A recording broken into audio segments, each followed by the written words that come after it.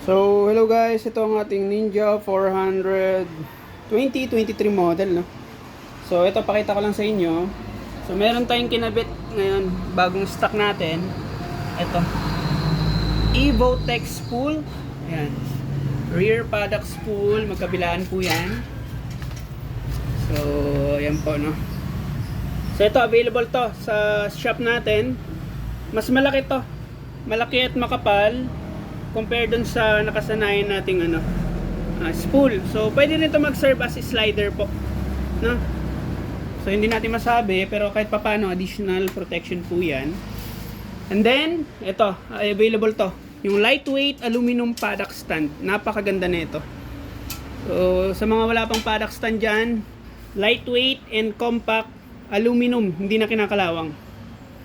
So tuturuan ko kayo kung paano ko ba ini-stand. Papakita ko sa inyo, ha, kung paano ko ginagamit ang ating aluminum paddock stand. So ayan. So ito guys, importante to, no? Kung may ganito yung motor nyo, mas madali gumamit ng paddock stand. Tapos yung paddock stand natin dapat may ganito para sa spool. Okay, so ang gagawin natin, i-straight muna natin yung motor. Yung paddock stand, itatayo muna dito sa likod para hindi ka mahirapan. Okay? So, ayan. Tatayo natin. Okay. So, once na straight na, pwede nyo nang bitawan at dito yung grab. Okay? Ayan, napakadali lang.